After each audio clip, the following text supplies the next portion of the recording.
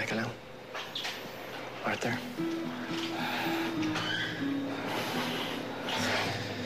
I think it's best na umalis muna tayo.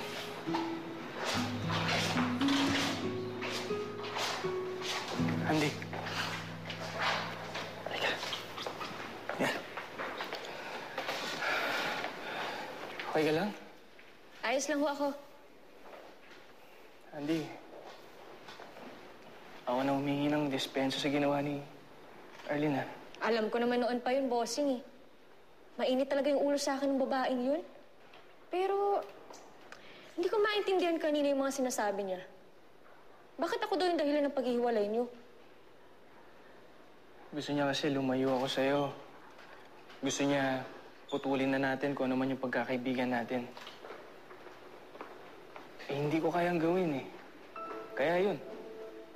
Nakipaghiwalay siya sa akin. Nakakatuwang isipin, Andy, parang kailan lang na ikaw ang pinapapili ko sa amin ni Errol. Tapos wala pang 24 oras, ako nang kailangan mamili. At ikaw ang pinili ko, Andy.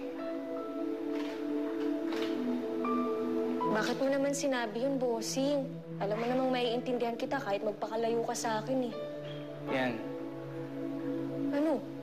Yung sinabi mo, isa lang yan sa maraming dahilan kung bakit mas gugustuhin ko pang mawala ng girlfriend kaysa mawala ka sa akin. Alam mo kasi, Andy, marami kasing babae sa mundo eh. Alam ko at darating din yung babae para sa akin. Pero yung katulad mo, madalang yan. Madalang dumating yan sa buhay. Kaya hindi kita pakakawalan. Best friend yata kita. Basta, pangako ko sa'yo.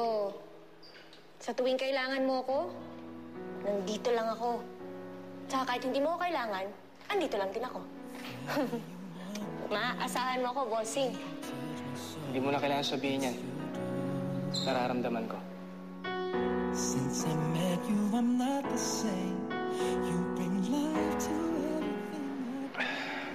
Halika na. Bossing! Halika na. Oh, halika na, sabi. Pasok ka na. Please.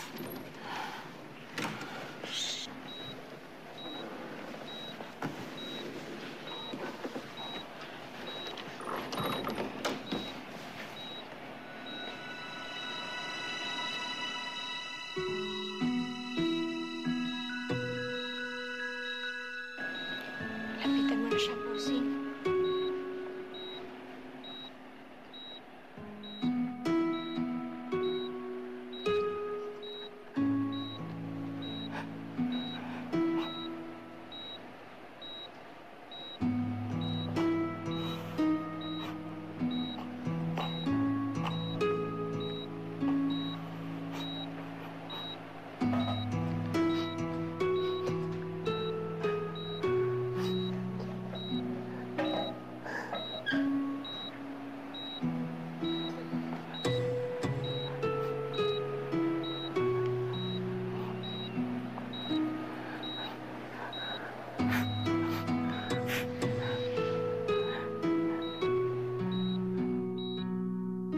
Bakit niyo ako pinatawag? Dumating na yung mga results ng lab exam niya. And the most of it is not good news. I've asked you to come into my office because I want to manage your expectation. Sa ngayon, tanging mga makina na lamang ang bumubuhay sa mother mo. Normally, coma patients take weeks bago sila magising. But with the case of your mother, this might take months or years. Doc,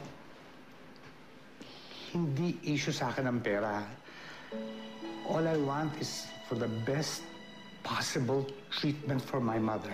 Doc, I beg, please do everything you can para magising siya. That's another thing, Mr. Ochoa.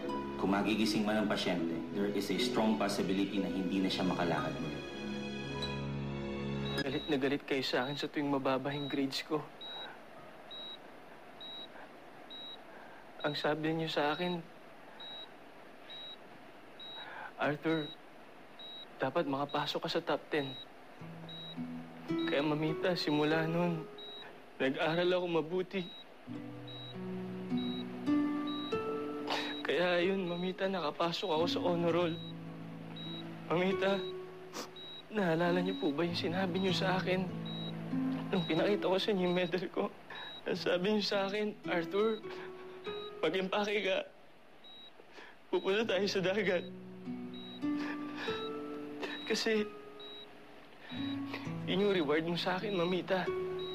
Simula noon, lagi ko nang ginagawa yung best ko. Inusayang ko na sa pag-aaral. Hindi dahil sa gusto kong bumalik sa dagat, mamita. Gusto ko nakikita ko yung proud kayo sa akin.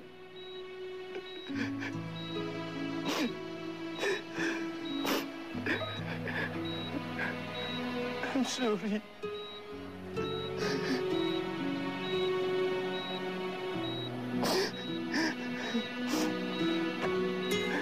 I'm sorry kung naging isang malaking disappointment ako ngayon.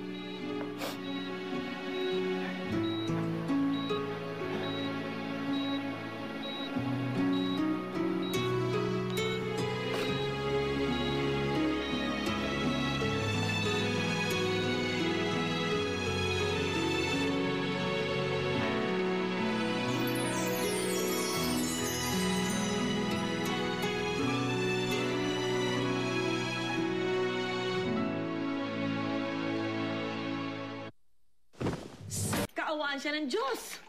Nay, parang mas kawawa si Arthur eh. Kasi sa kanya sinisi lahat. Alam mo, Nay, hindi ko ma-imagine nararamdaman nun. Alam mo yung feeling na nag-aalala ka sa lola mo, tapos lahat ng kamag-anak galit sa kanya. Kahit na anong hirap ng sitwasyon niya, alam mo, swerte pa rin siya. Kasi meron siyang auntie na nakikiramay sa kanya. Di ba? Ate, paano na si Errol? Puro ka, Arthur, Arthur. Nakalimutan mo na ba na may isa pang apo si Mamita?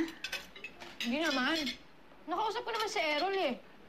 Okay naman, nakakaya na naman yung sitwasyon. Saka, mas kailangan kasi ako ni Arthur eh. Alam nyo, kung hindi na ako binubusan ng kape ng early na yon, hindi ako uuwi. Isa pa yung babaeng yan. Buti naman natauhan si Arthur at nakipaghiwalay na doon sa babaeng yan, pwe. Ay, teka ate Ngayong single si Arthur, mamaya umasa-asa ka na naman sa kanya Naku, wag na. Ngayon naka-move on ka na eh. Ngayon niligaw ka pa. Hindi. Tsaka hindi ko na iniisip yun, no? Sa ngayon, dalawang bagay lang talaga importante sa akin. Ano? Ang gumaling si Mamita, tsaka masiguro kung okay si Arthur. Arthur na naman. Oo. Napansin mo? May bisan lang. Puro Arthur. Ito Sarah ka.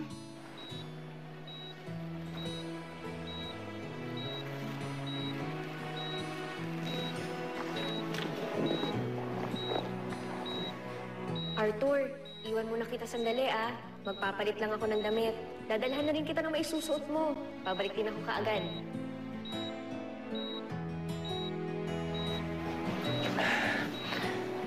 Mamita, iwan muna kita ng sandali, ha? Wala ako ng kape. Pero magpapatawag po ka ng nurse para bantayan po kayo. Sandali lang po ako, Mamita.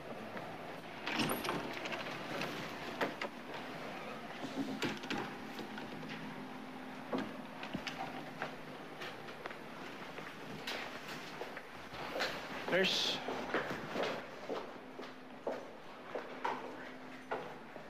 Anong ginagawa mo rito? Oliver. Di ba sinabi ko sa'yo, umalis ka na ng ospital? Anong ginagawa mo rito? Dad. No. Mula ngayon, ayokong makitang pagmumukha mo. Umalis ka na. Kung gusto mo ako na magpapalis sa'yo, gusto mo? Ha? Ang puso mo, please. Dad, huwag naman kayong ganito. Alam kong napufrustrate kayo dahil sa nangyari kay Mamita. Dad, ako rin naman eh. Dad, lahat na nangyari, pinagsisisihan ko na. Anak niyo rin naman ako, ah. Patawarin niyo na ako, Dad. Pwes, kalimutan mo ng anak kita. I can't believe na ang sarili kong anak magpapahamak sa nanay ko. Sabi ng doktor, malabo na daw magising si Mamita. At kung magising man siya, di na siya makakalakad. Dad, hindi. Naniniwala ako gagaling si Mamita. Arthur. Dad, hindi. Alam ko po gagaling si Mamita. Arthur! Arthur! Pedro! Leave this family alone. Ma. Arthur, Umuwi ka muna. Saka na lang tayo mag-usap, please.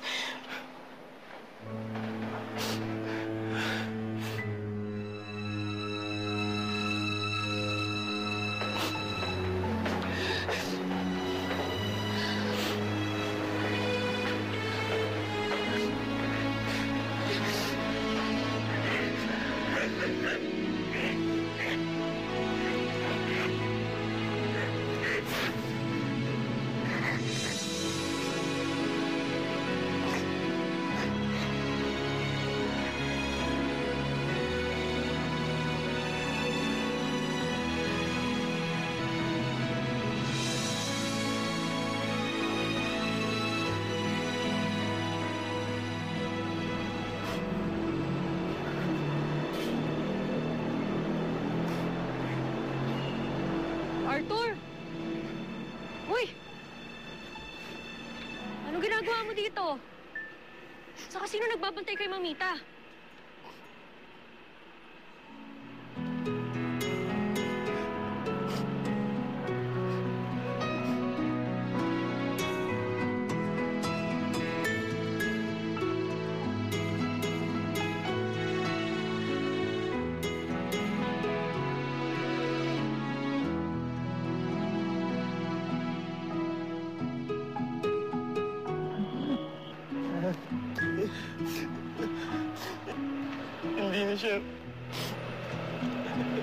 Hindi na siya makakalakad muli.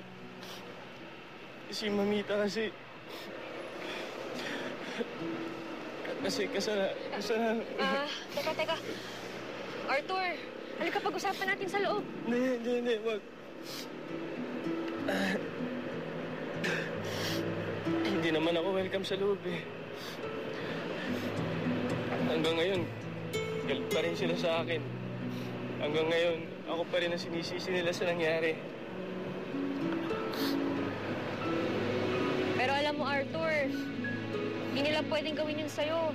Apo ka pa rin ni Mamita, no? Saka may karapatan ka doon. Ano, gusto mo? Gusto mo kausapin ko sila? Kausapin ko na nga. Hindi, wag na. Eh, Hindi na, sasayangin mo lang ang oras mo doon. Tsaka buo na rin ang isip nila tungkol sa akin eh. Ayaw na nila sa akin. Ayaw na nila akong tanggapin ang pamilya nila. saan tayo pupunta? Kahit saan. Sige. Ang bahala sa'yo.